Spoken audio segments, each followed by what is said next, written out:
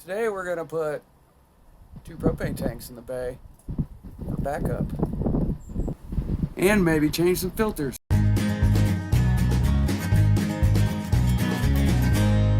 Bark! Alright, so let me show you what we got done. Pretty exciting. Let's see, I got this dual tank holder installed. The hose was already there.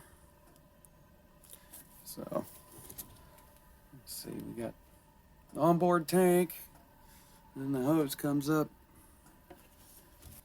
goes over to these tanks, so you can always have propane and not have to move your rig. Let me show you what else we got. We got the old belt off the motor. Got the new belt installed. There's the cover. Got the green one.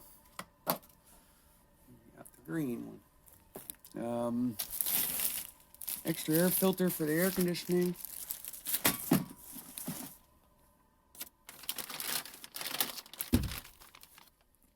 These are some filters. Let's see, I bought this one thinking it was the oil filter. It was not the oil filter. I don't know where this one goes.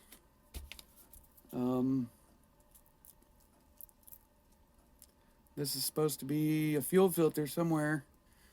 I mean, I'll keep looking for it, but I'm not sure it's anywhere on the bus or RV. Let me show you what's up with this slide here. So, somebody cut the wires. I put the wires back together. I think I'm going to end up trying to lubricate somehow. I ended up taking off that air filter, inspecting it. It was good. There's a new belt. So there's those wires that were unhooked. The nut must have fell off or something. It's probably down there somewhere. I ain't even gonna think about it. The AC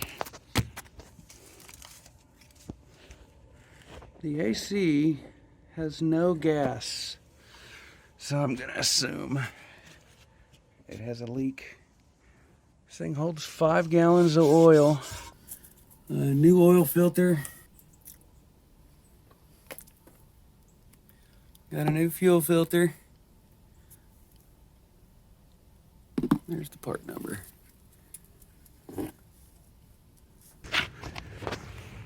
There's a little coolant leak. Right there, you can see where it's been leaking. Tighten that up. See how she holds. I got screws back in that. It should hold on for a long time.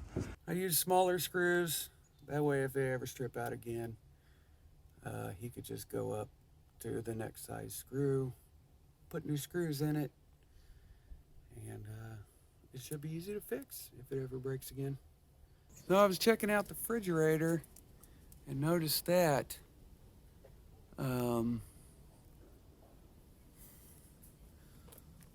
that's no good. This plate was behind this refrigerator. I don't know where it came from. And it was stuck up in here. It actually stabbed the fridge a little bit. Ripped this wire off. This is a little bit loose. But I'm gonna get all that mess cleaned out of there. Push this fridge back in the hole and get it screwed down like it should be, so it doesn't move and fall out of the hole while you're driving down the street. Also today we're gonna swap out this faucet. I mean, this thing it sprays water all over the place. I got a new one. So they also wanted this toilet looked at. You know, it's a little bit wiggly.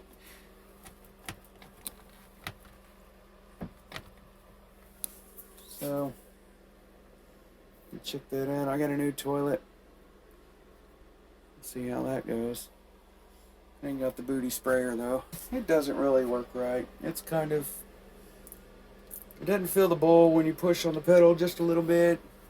So we're going to swap that out for a really nice one. I'll show you that in a sec. Here's what we got right now. This was all bowed out. The toilet was actually sitting on the tank flange. So this floor was pretty bad, so I ended up cutting the whole toilet drain out through the toilet and the drain. Here's the toilet I installed. It's pretty nice. It's got a wood lid. The holes are around up in here. This is porcelain.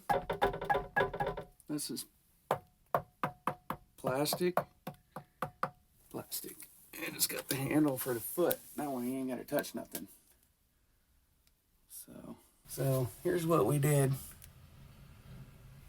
We got a new ABS flange to go with the ABS pipe. Other toilet flange was, I don't know, like way down. So I cut out another piece of wood to fill that hole to mount this flange to. And you can see I kind of put screws all around it so it wouldn't sink. The toilet will actually sit on the old floor. See, somebody's changed this before. Probably cut it right here. Cut it down here and then changed it. Changed that section, so